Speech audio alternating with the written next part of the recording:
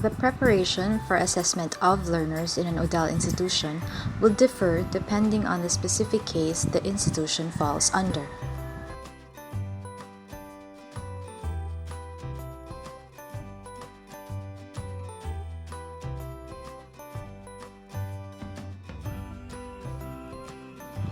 In the first case, if the institution already has existing policies and processes on assessment and that institution does not want to change them, most likely, the institution will just go through the motion of adhering to those policies and following those processes. In terms of the products, centralized paper-based examination is still the assessment activity that invokes the participation of the whole institution, meaning there is a centralized authoring process.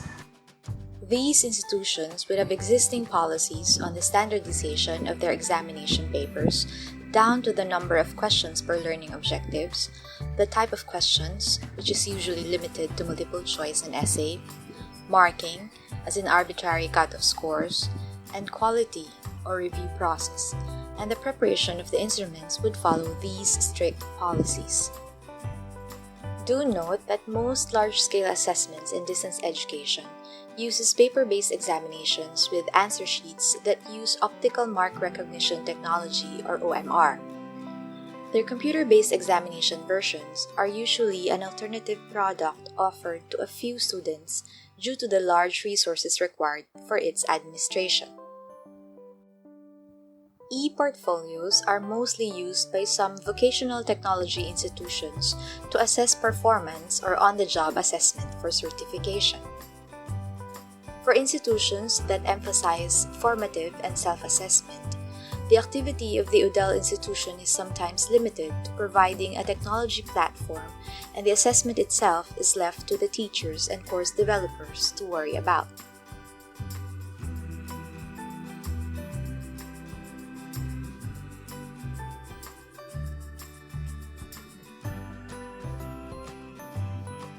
A common process for preparing exam would be: first, the teachers prepare the examination papers and send it to the assessment unit for review. The assessment unit reviewers or members, who are your psychometricians and masters in test and measurement, review every item in the exam, then send it back to the teachers for revision. This may go back and forth multiple times. The final draft is sent to the printers for layout and, of course, printing. The assessment unit reviews the final draft again and sends it back to the teachers for proofreading in case of digitization caused errors. Finally, exams are printed, bounded, and boxed for delivery. Throughout this process, the integrity of the exam papers is protected by following security policies.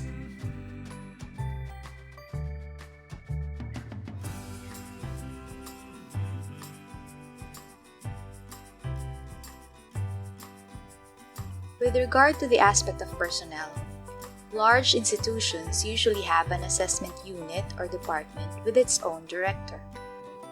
For those with tens of thousands of students to assess, this unit's personnel would be in the hundreds, including staff who review, digitize, print, deliver, and invigilate or proctor the assessment instruments. Basically, people who are assigned to attend to the activities under each assessment process. In the second case, the work should be more basic and focused on the would-be foundations. For this ODeL institution, it would have to decide if they would adopt or adapt assessment practices in their face-to-face courses to a distance learning mode, or first start with identifying types of assessment, their advantages, disadvantages, use cases, and technologies needed. They would also need to determine if their guiding principles and perspectives on assessment align with the institution's mission and with their competencies of the programs that would go into ODeL. The first product should be an assessment toolkit rather than assessment technology or instruments. A common process would be to prepare the assessment toolkit, which includes the institution's guiding principles of assessment.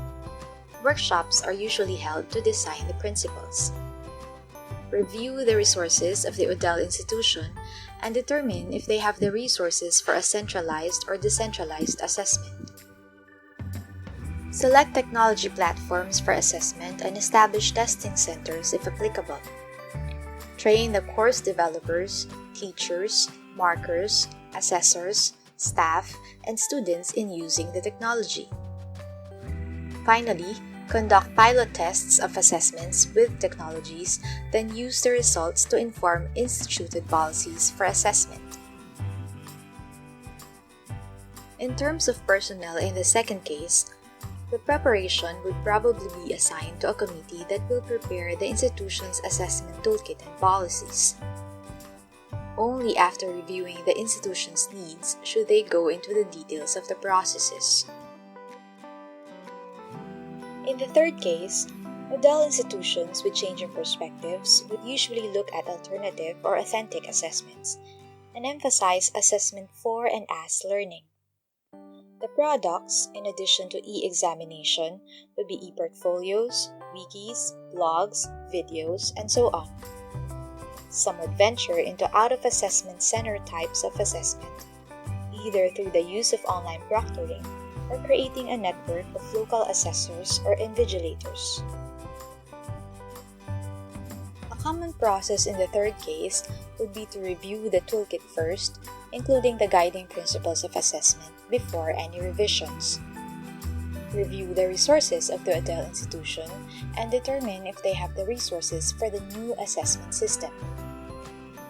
Select new technology platforms for assessment and/or develop a network of local assessors or invigilators that can do face-to-face invigilation or assessment of the student's learning. Conduct pilot tests of assessments with the technologies, then use the results to inform changes in policies for assessment. Finally, train teachers, course developers, markers, assessors, staff, and students in using the technology. With regard to the personnel aspect in the third case, because the institution has already established its principles, perspectives, and practices, it is in these situations that resistance to change may happen.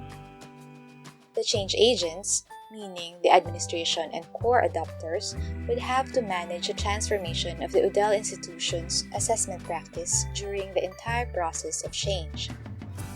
Clarifying the guiding principles to be adopted or adapted from the beginning of the change process will help those who accept and reject change to communicate with one another. Some questions that the institution should consider, among others, include product-related questions such as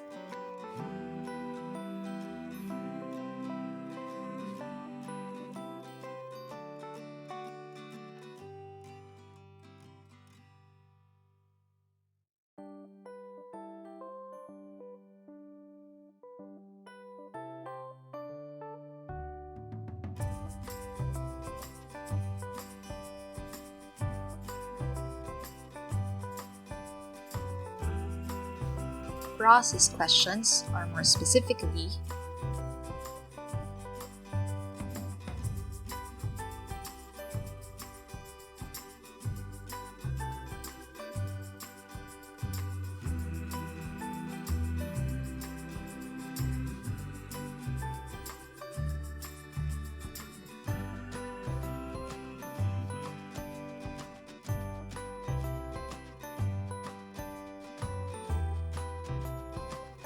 and finally, for the personnel-related questions, ask yourself and your institution these.